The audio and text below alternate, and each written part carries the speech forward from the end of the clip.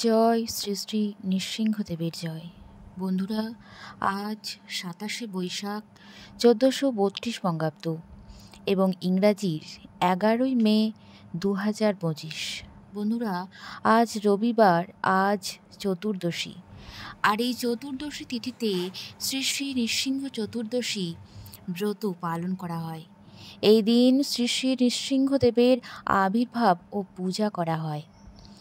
আজকে চতুর্দশী থাকছে রাত্রি 7টা 17 পর্যন্ত এবং এই তিথি শুরু হচ্ছে স্মার্ত এবং গোস্বামী মতে প্রদেশে সন্ধ্যা 6টা 5 গতে রাত্রি 7টা 17 মধ্যে শ্রী শ্রী নৃসিংহ চতুর্দশী ব্রত।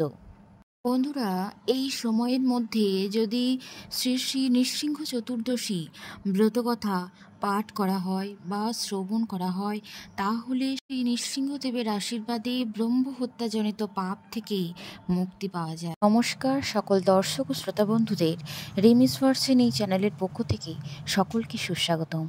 আশা করছি ঈশ্বরের কৃপায় আপনারা সকলেই ভালো আছেন, সুস্থ আছেন। বন্ধুরা, আজকের এই ভিডিওর মাধ্যমে আমি আপনাদের সামনে আলোচনা করব শ্রী শ্রী নৃসিংহ চতুর্দশী ব্রতকথা সম্পর্কে। অবশ্যই আজকের দিনে একটিবার হলেও এই ব্রতকথা শ্রবণ করবেন। কোনো এক সময়ে প্রভু নৃসিংহদেব তার প্রিয় ভক্ত প্রহ্লাদকে বললেন, হে ভক্তপ্রবর প্রহ্লাদ, বৈশাখ মাসের শুক্লাপক্ষের চতুর্দশী তিথিতে নৃসিংহ চতুর্দশী ব্রত করলে আমি অত্যন্ত আনন্দিত হই। প্রতি বছর উক্ত তিথিতে এই ব্রত করতে হয়। এই ব্রত অনুষ্ঠান করবার অধিকার সকলেরই আছে। যারা আমার পরম ভক্ত তারাই এই ব্রত গভীর নিষ্ঠা এবং ভক্তির সঙ্গে পালন করবে। প্রহ্লাদ জিজ্ঞাসা করলেন, হে ভগবান, তুমি নরসিংহ রূপধারী স্বয়ং বিষ্ণু। তোমাকে প্রণাম সহ একটি প্রশ্ন করি। তোমার প্রতি আমার এই অচলা ভক্তি জন্মালো কি করে? কেনই বা আমি তোমার একান্ত স্নেহের পাত্র হলাম? নৃসিংহদেব বললেন, পূর্বকালে অবন্তিপুরে বসু শর্মা নামে এক শাস্ত্রজ্ঞ ব্রাহ্মণ ছিলেন। সেই ব্রাহ্মণ প্রত্যহ যথাবিধিতে হোমাদি ক্রিয়া সম্পাদন করতেন। তিনি অগ্নিষ্টম যজ্ঞ সহ আরও নানাবিধ যজ্ঞ করে সব সময় দেবতাদের তুষ্ট রাখতেন। বসু শর্মা ভুলেও কখনো কোনো রকম কুকর্ম করেননি। তার পত্নীর নাম সুশীলা। তিনি পতিব্রতা, সদাচার পরায়ণা এবং পতিভক্তিমতী। তাদের পর্যায়ক্রমে 5টি ছেলে হয়। তার মধ্যে 4টি ছেলে বিদ্বান, সুশীল এবং পিতৃমাতৃভক্ত। তুমি তাদের ছোট ছেলে ছিলে। তুমি তোমার বড় ভাইদের মতো ছিলে না। তুমি সর্বদাই বিশ্বাসক্ত থেকে সুরা পান করতেন। তুমি কিছুমাত্র শাস্ত্র পাঠ করনি, সবসময় পাপ কাজে নিজেকে ব্যাপৃত রাখতে। একদিন তোমার অনুরাগিনী এক বেশ্যার সঙ্গে তোমার বিবাদ হয়। সেই কারণে সেদিন তুমি আর আহার করনি এবং পেট খালি থাকায় ও মন ক্ষিপ্ত থাকার ফলে রাত্রে তুমি ঘুমাওনি। ভাগ্যবশে সেদিন ছিল নৃসিংহ চতুর্দশী ব্রতের দিন। তোমার সঙ্গে ঝগড়া করে তোমার প্রিয়া সেই বেশ্যাও সেদিন উপোস করে রাত্রিতে জেগেছিল। সেই সময় তোমার এবং তার দুইজনেই দেহশুদ্ধি হওয়ার ফলে তোমাদের এই ফলপ্রাপ্তি ঘটেছে। এই ব্রতের ফলেই দেবতারা স্বর্গে সুখে বাস করেন। এই ব্রতের প্রভাবে ভগবান শঙ্কর দুর্ধর্ষ ত্রিপুরাসুরকে বধ করতে সমর্থ হয়েছিলেন। এই ব্রতের মহাপূর্ণ ফলের দ্বারাই দেবতারা, ঋষিরা এবং প্রাচীন মহর্ষিরা ও রাজারা সকলেই নিজ নিজ অভিলষিত কর্মে সিদ্ধি লাভ করেছিলেন। এই ব্রতের প্রভাবে তুমি ও সেই হীনমতি বেশ্যাও আমার প্রিয় পাত্ররূপে পরিগণিত হয়েছে। হে প্রহ্লাদ, যারা যথাযথ বিধি মতো আমার এই ব্রত পালন করে তাদের 7 কোটি কল্পেরও আর এই মর্ত্যাধামে আসতে হয় না। এই ব্রতের প্রসাদে রাজ্যকাঙ্ক্ষীর রাজ্য হয়, দরিদ্রের ধন সম্পদ হয়, অপুত্রের পুত্র হয়, আয়ুষ্কামী দীর্ঘায়ু হয়, তেজস্কামী বিপুল তেজিয়ান হয়।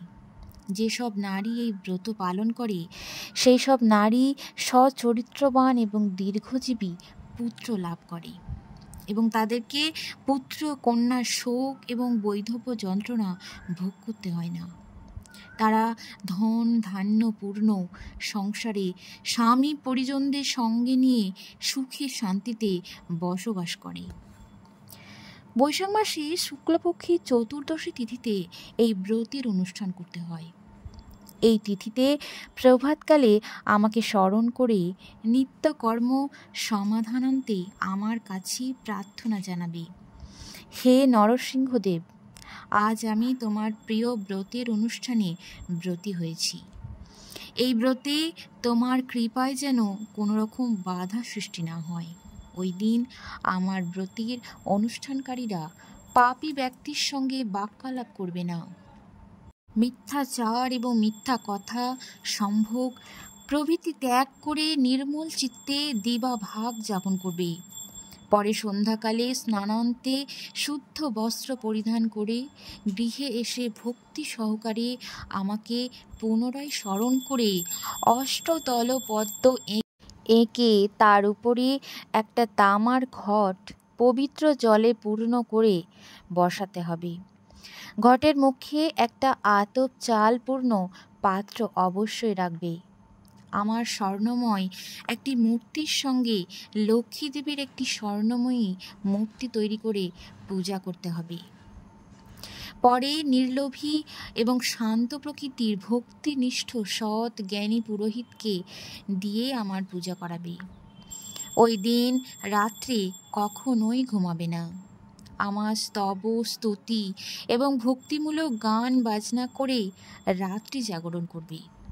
পরের দিন প্রভাতে স্থানান্তে আমার যথা নিয়মে পূজা করে প্রার্থনা জানাবে। হে নৃসিংহদেব, হে পীতাম্বরধারী, আমার এই বংশে যারা যারা জন্মগ্রহণ করেছে বা ভবিষ্যতে করবে তাদের সকলেই তুমি দুঃখ সাগর থেকে উদ্ধার করো। আমি মহাপাপী, দুঃখ শোক রোগ প্রভৃতির দ্বারা আমি সর্বদা ব্যতিব্যস্ত। হে জগৎবন্ধু, হে কৃপানিধি, তুমি আমার একমাত্র অবলম্বন হও।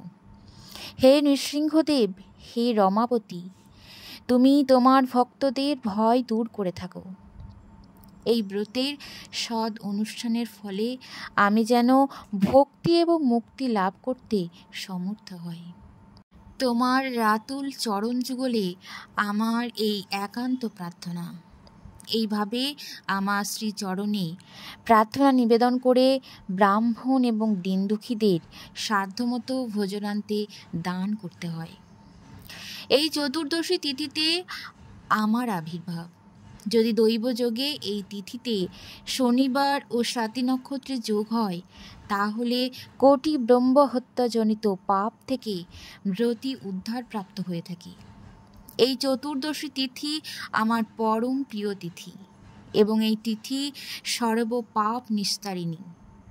যেজন ব্যক্তি আমার এই ব্রত শ্রদ্ধা সহকারে ভক্তি মনে পালন করে তার ব্রহ্মহত্যাজনিত পাপ থেকে মুক্তি মেলে এবং যেজন এই নৃসিংহ কবচ মন্ত্র পাঠ করে তার সকল প্রকার অশুভ শক্তি থেকে তাকে আমি রক্ষা করি এবং বিভিন্ন রোগ ও বিপদ থেকে মুক্তি প্রদান করি। বন্ধুরা, এই ছিল শ্রী শ্রী নৃসিংহদেব চতুর্দশীর ব্রতকথা। আজকের দিনে অবশ্যই একটিবার হলেও এই ব্রতকথা শ্রবণ করবেন। বন্ধুরা, আজকের পর্বটি এই পর্যন্তই ছিল। আশা করছি পর্বটি আপনাদের উপকৃত করে তুলতে পেরেছি। আবারও দেখা হচ্ছে আপনাদের সাথে পরবর্তী কোনো নতুন পর্ব নিয়ে। সকলে ভালো থাকুন, সুস্থ থাকুন। শ্রী শ্রী নৃসিংহদেবের আশীর্বাদ সকলের উপর বর্ষিত হোক। প্রভুর আশীর্বাদে সকলের অশুভ প্রভাব কাটিয়ে খুব শীঘ্রই যেন নতুন দিনের সূচনা হয়। বন্ধুরা, ভিডিওটি ভালো লাগলে অবশ্যই একটি লাইক দিয়ে কমেন্ট বক্সে জয় শ্রী নৃসিংহদেবের জয় অবশ্যই লিখে যাবেন। যদি ভালো লেগে থাকে অবশ্যই আপনজনদের সাথে শেয়ার করে নেবেন ভিডিওটি। নতুন বন্ধু হয়ে থাকলে চ্যানেলটি সাবস্ক্রাইব করে অবশ্যই বেল বাটনটি প্রেস করে দেবেন। যখন আমি নতুন কোনো ভিডিও আপনাদের সাথে শেয়ার করব তখন আপনাদের কাছে গিয়ে পৌঁছে যাবে।